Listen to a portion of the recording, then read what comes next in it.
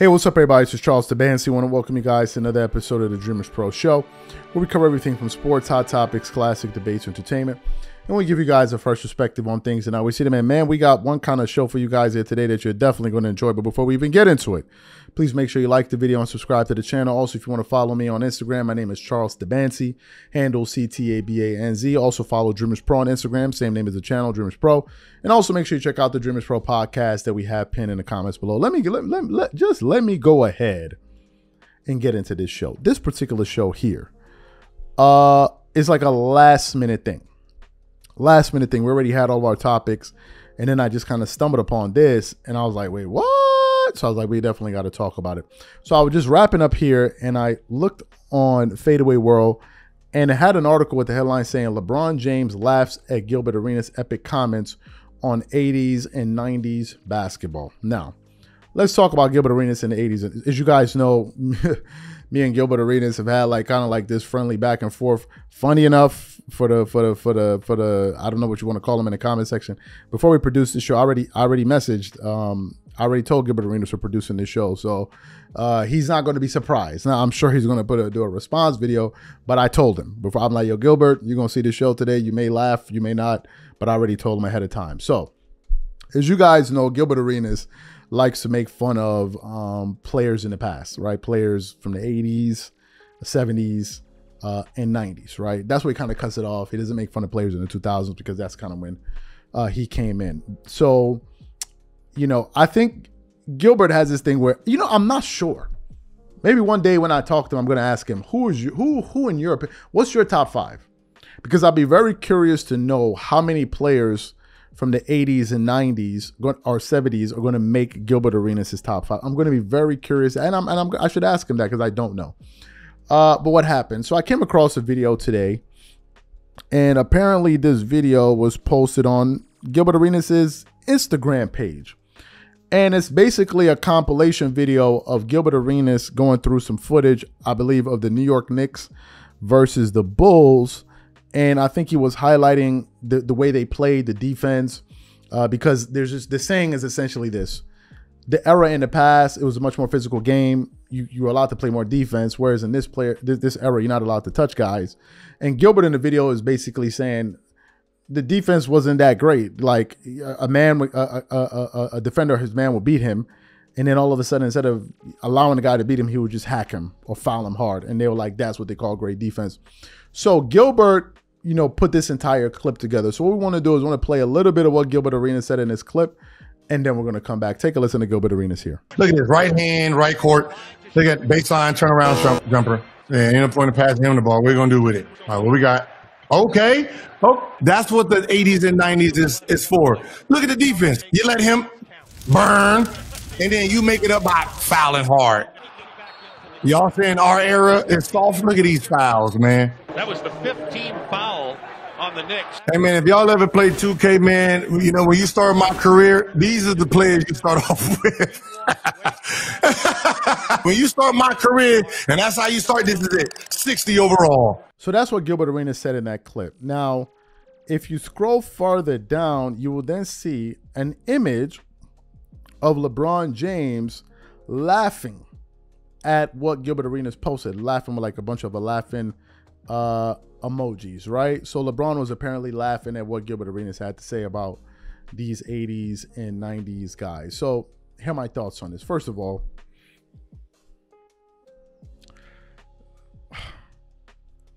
almost any serious basketball fan, if you ask them to bring up their top five, I can almost assure you, at least three of those players are going to be from players in the 90s and the 80s. I can almost assure you of this. Give you an example of me. My top five. I got Jordan. Jordan is an 80s, 90s guy. Gilbert, we're not doing this tweener stuff. He's an 80s and 90s guy, or pre-2000. I got Kobe. I got Magic Johnson. No, is it Magic Johnson? I got Kareem. Then I think I Shaq. I don't remember, but I got Kobe. I got Kareem. I got Jordan, Kareem. Then I got Kobe, who was drafted in 96, 97. I got LeBron. LeBron was drafted in 2003, and I can't remember. I think it's Shaq or something. I can't remember the fifth person. It's either Shaq or Magic Johnson, one of those two.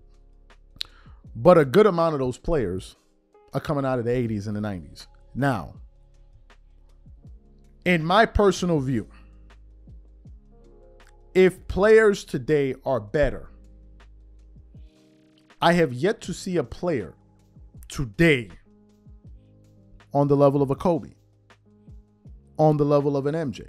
Have you seen a point guard on the level of Magic Johnson in terms of running? I'm not talking about Stephen Curry, who's like a combo guard. I'm talking about like a quintessential point guard. Have you seen one? Who is the dude?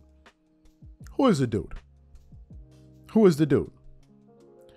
To me, listen, the 90s was definitely a more physical era than this current era. The era that Kobe played in the early 2000s, from the 2000 to 2010s, was definitely a more physical era than this era. The era Kobe played in, to give you guys an example, is the slowest era in NBA history. The slowest in terms of pace. In terms of pace, is the slowest. If you look at the spacing that Kobe played with, go look in 2005, 2004, 2006. Go look at those games and look at the amount of spacing that Kobe was playing with, and he was still scoring 35 a game with that type of spacing. I remember listening to Draymond Green describe the 1998 Chicago Bulls, and he was looking at them versus the Utah Jazz in the finals.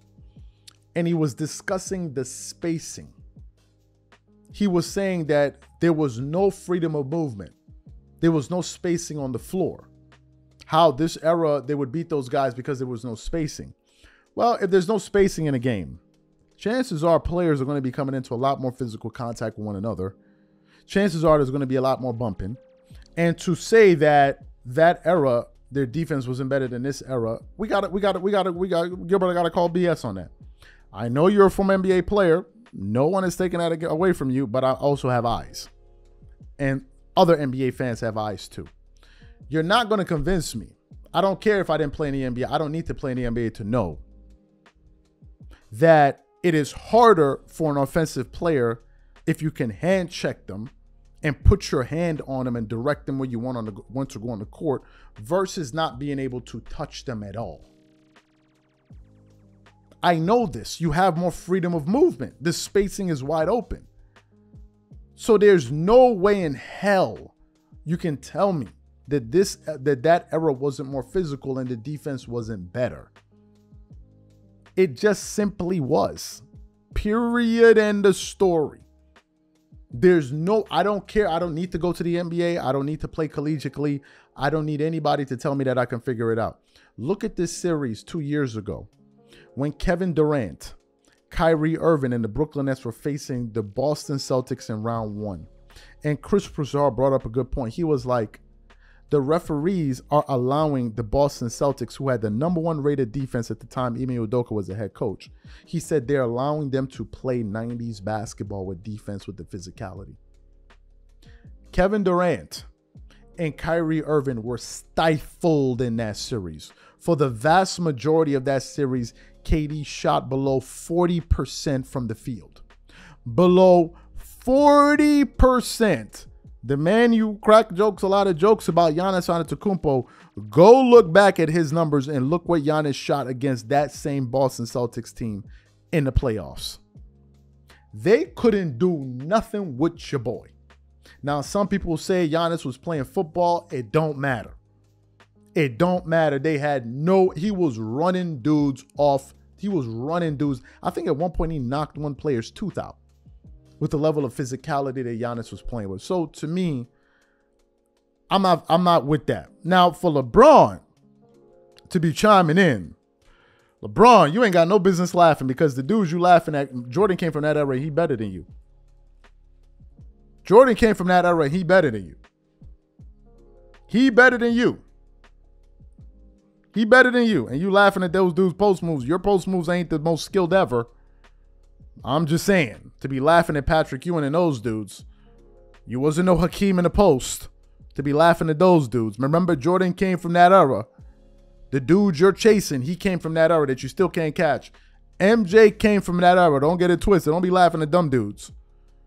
Don't laugh at those dudes. I'm just saying, like cut it out. Let's not turn those dudes into scrubs, because they're not.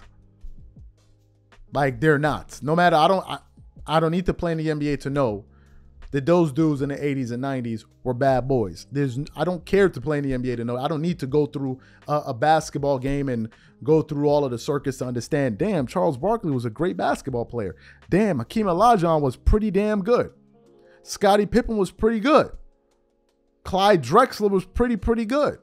Michael Jordan was damn good. Magic Johnson was damn good.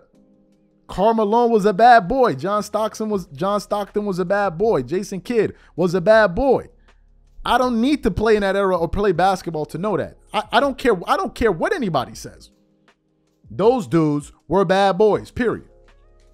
Period. So these are my thoughts. Gilbert, I know you're going to do a response video to this.